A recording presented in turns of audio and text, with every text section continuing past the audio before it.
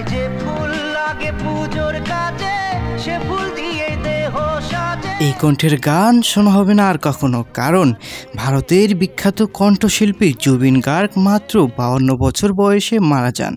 এখন প্রশ্ন হলো, কিভাবে মারা গেলেন এই বিখ্যাত সঙ্গীত শিল্পী?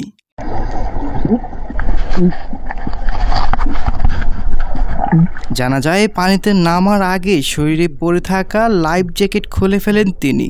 তারপর স্কুবা ডাইভিং করার জন্য যখন পানিতে নামেন জুবিন, ঠিক সেই মুহূর্তেই কোনো এক ত্রুটির কারণে সমুদ্রের মাঝে আটকা পড়ে যায় জুবিন গার্গ।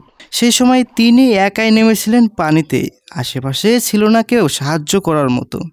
যত সময়ে সবার কাছে আটকে থাকার খবর পৌঁছায়, তত সময়ের মধ্যে পানির নিচে অনেক সময় আটকে থাকায় তার নিঃশ্বাস বন্ধ হতে থাকে।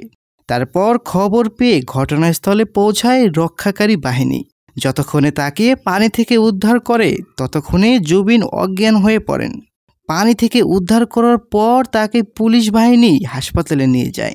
তারপর সিঙ্গাপুর 19 তারিখ শুক্রবার দুপুরে সকল চিকিৎসকের চিকিৎসা ব্যর্থ করে না ফেরার দেশে পাড়ি জমান তিনি। এই ঘটনা কেন হলো তা জানার চেষ্টা করছেন তদন্ত বাহিনী। এরপর তার লাশ নিয়ে আসা হয় ইন্ডিয়াতে। সেখানে তার সহপাঠী, বন্ধু ও তার ভক্তরা তাকে শেষ শ্রদ্ধা জানান। সো ভিউয়ার্স, জুবিন গার্গ মারা গেছেন সিঙ্গাপুরে।